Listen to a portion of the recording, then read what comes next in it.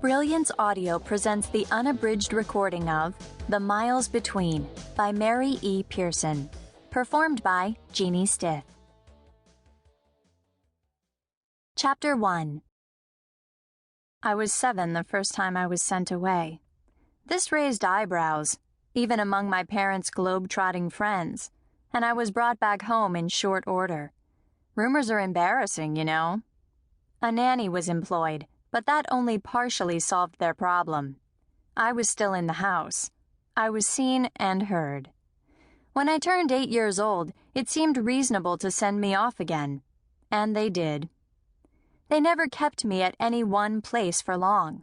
The counselors are bothersome and have too many requests, like asking that my parents visit at least once, or that I return home for holidays. When rumblings begin, I know I will be shuttled off somewhere new once again. I don't allow myself to get too settled or attached. There's no point.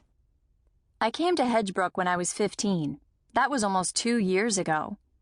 It is by far the most beautiful of the boarding schools I have attended. I commend Mother and Father. Rolling green hills hem in the red brick mansion that serves as the school. Many of the dorm rooms still have bars on the windows, due to its previous use as a mental hospital, but they don't interfere overly much with the view from my room. I can see pasture after pasture, white fences that bend and hide with the hills, 2 red barns, and a farmhouse that is so far away I can only guess that the color might be blue. Today is October 19th, the exact same date I was sent away when I was 7. I pay attention to dates, numbers, and circumstance. Obsessively, some say. I prefer to think of it as careful observation, finding the pattern to coincidence. Can there really be such a thing as a pattern to coincidence? It would seem to defy the very definition, that many things are not what they seem to be. Take Hedgebrook, for instance. Hedges are abundant here.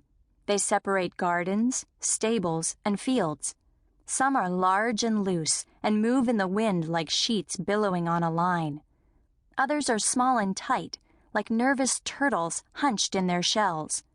And others in the distance, naturally sprung up along brooks and in the dips of hills, are really a mixed batch of trees and shrubs, actual forests if you could get through them, but hedges by default.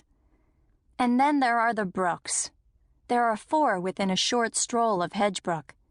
They all tie together somewhere, I'm sure, or maybe they all started out together once and were separated by an unforeseen knoll.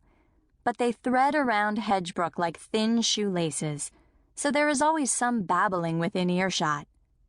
But it is only coincidence, for it is not the hedges or the brooks for which Hedgebrook is named, but for Argus Hedgebrook, who built the first home here in 1702.